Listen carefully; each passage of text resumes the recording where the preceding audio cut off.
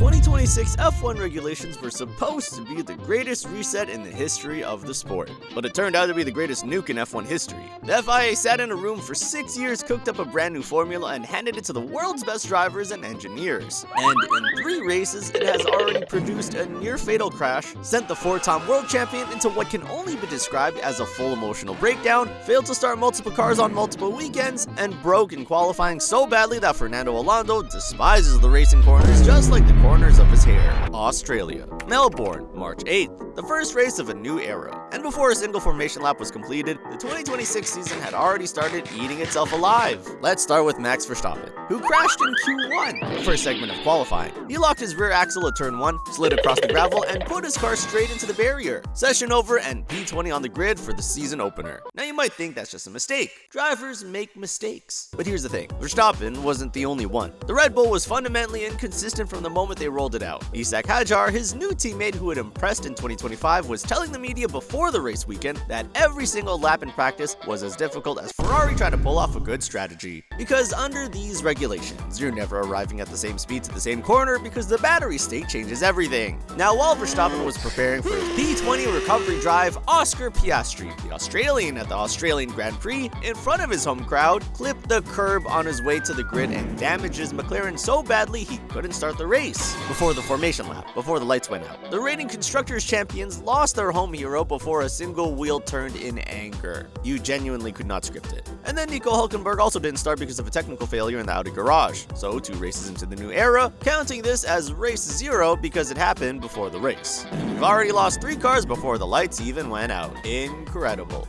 And then the race started and things somehow got more chaotic. Charles Leclerc launched off the line like Ferrari had strapped a rocket to the back of the SF26 and immediately took the lead from Russell. Then Russell got it back, then Leclerc again, then Russell. 7 lead changes between those 2 drivers in the first 9 laps. And before you get excited and think this was wheel-to-wheel genius level racing, George Russell told us exactly what he wants. He said, and I quote, "It was yo-yoing a bit with the overtakes. The closing speeds are so big." And Leclerc said after the race that while defending, the speed differences were massive because you don't know when your battery is going to cut on the straights. So the lead was changing not because these 2 were having a legendary battle, it was changing because one car had battery and the other didn't. They were essentially trading the lead based on who charged their phone battery. This is not Formula 1, guys. Meanwhile, Hadjar's Red Bull just stopped, running 4th, looking genuinely competitive, and the car had a heart attack. And the virtual safety car that came out from Hadjar's breakdown was the moment that decided the entire race. Mercedes pitted under it, and Ferrari, in classic, beautiful, timeless Ferrari fashion, stayed out. They didn't pit. 7 Ferrari fans died that afternoon. Not literally, but spiritually, they did. Russell and Antonelli came out in front after their stops. Ferrari eventually pitted and came back in 3rd and 4th, and that was that. Mercedes won 2, race was done, we are so back. But here's what made it worse. After the race, Ferrari came out and said Mercedes were running a higher fuel compression ratio than everyone else. The FIA investigated it and decided to ban the practice after the first 5 races. The FIA looked at the 2026 regulations they spent 6 years writing and immediately started banning things in race 1. Then came China, Shanghai, March 15th.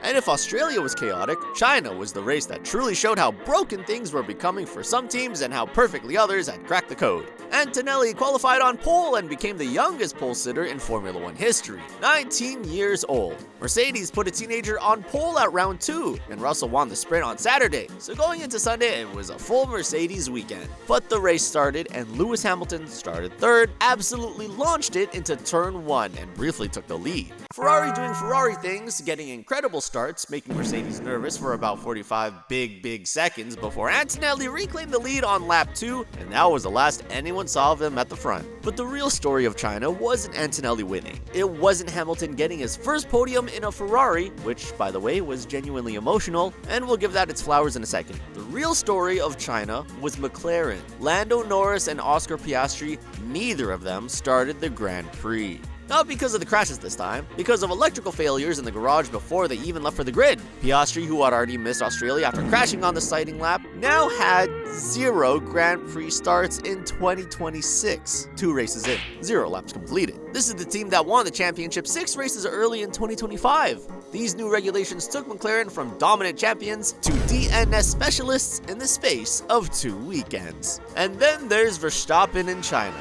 If Australia was bad, China was Max Verstappen's rock bottom. In the sprint on Saturday, he had no power off the line, dropped to last, fought his way through the midfield, suffered terrible tire degradation, and called the whole thing pretty much a disaster. And then in the Grand Prix on Sunday, his car stopped with a coolant fault after 45 laps. Red Bull admitted after that weekend that they had significant shortcomings with the car, which in motorsport press release language means everything is on fire and we have no idea how to fix it. Their points total after 2 races was their lowest since 2015. The team that had the fastest car on the grid at the end of 2025 couldn't even finish races in 2026. And the reason is these regulations. Red Bull and Ford built a brand new power unit together and it was simply not ready. Every lap was, in Verstappen's own words, incredibly tough to drive. And every lap was a fight. Meanwhile, on the other side of the garage, Hadjar put it even more bluntly. He said last year's car was hard to drive, but fast. This year's car is hard to drive and slow. Also in China, Aston Martin both retired, Albon didn't start, Bortoleto didn't start. There were 6 drivers between Australia and China who couldn't finish or start races in 2 weekends. The new era of Formula 1 was producing more DNFs and DNSs. Now, the one genuinely beautiful moment of China that we have to acknowledge. Lewis Hamilton on the podium in a Ferrari, at the same circuit where he won his only race in a Ferrari the previous year in the sprint. And the battle between him and Leclerc in the closing laps for that 3rd place was, according to Hamilton himself, one of the most enjoyable races he'd had in a long time.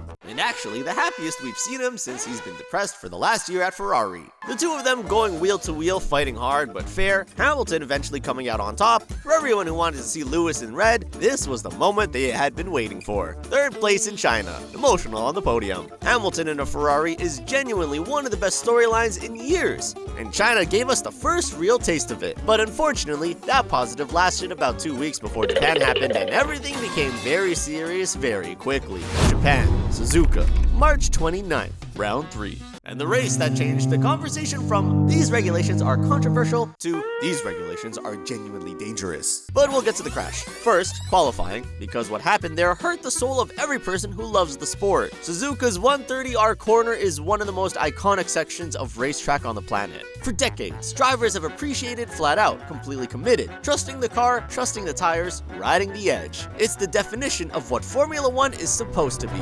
And in 2026 qualifying, drivers were slowing down by over 50 kilometers per hour through it because the battery had run out of charge and the car needed to harvest energy through that section to have power on the following straight. Fernando Alonso said it perfectly. High-speed corners have now become the charging station for the car. You go slow there so you can charge the battery in the high speed, and then you have the full power on the straight. Lando Norris said it hurts your soul when you see your speed dropping so much. 56 kilometers per hour down the straight. And Verstappen at Suzuka just looked broken. He said in qualifying to go faster, you need to basically go slower. He got knocked out in Q2 by Arvid Lindfucking-Glad, a rookie eliminated a 4-time champion in Q2 at Suzuka in a Red Bull that Hadjar described as having no load. And in the race, Antonelli on pole, Russell second, McLaren's Oscar Piastri in third, his first ever 2026 Grand Prix start after 2 consecutive DNS results. Piastri finally on the grid, and when the lights went out, Piastri launched it and immediately took the lead. First lap. First real race of his 2026 season, and he's been leading at Suzuka. The McLaren was genuinely fast for the first time this year, and for about 22 laps, it looked like Piastri was going to win his first race of 2026 in the most dramatic comeback fashion possible. Russell was right there with him, Leclerc hunting them down, Antonelli recovering from another nightmare start where he dropped to 6th, and everything was building towards a proper finish. And then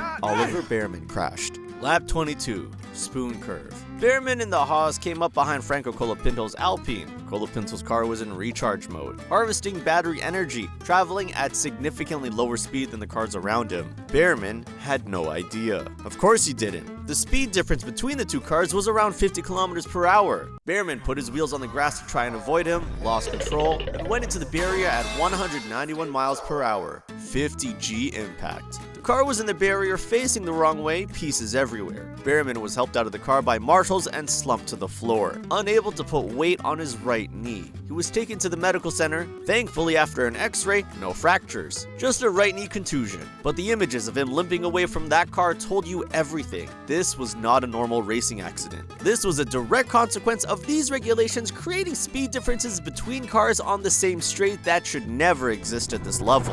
And this is the thing that drivers have been screaming about since pre-season testing. Norris said in Australia this was an accident waiting to happen, and then Behrman had the accident in Japan, and suddenly the FIA released a statement acknowledging the high closing speeds had contributed to the crash and that changes needed to be made. 3 races. It took 3 races for a driver to nearly get seriously hurt before the people who wrote Behrman's crash brought out the safety car. Right at that moment when Piastri and Russell had just pitted and Antonelli hadn't. Antonelli dived into the pits under yellow, got a free set of tires, and emerged as the race leader. The Italian kid, who had been 6th after another terrible start, was now P1 with clean air and fresh rubber, and the safety car bunching everyone back up behind him. Russell, who had pitted literally laps before the crash, screamed "unbelievable" over the radio. And then, after a few seconds later, after the full situation had sunk in, Piastri, who arguably lost a race win, said almost nothing publicly, just accepted it. But internally, you have to imagine the absolute rage of finally starting a race in 2026 and having the result taken away by a crash caused by the very regulations everyone had been warning about. In 2 of the first 3 races of 2026, a safety car changed the entire result. And at least one of those safety cars was directly caused by a problem with the regulations themselves. This isn't racing.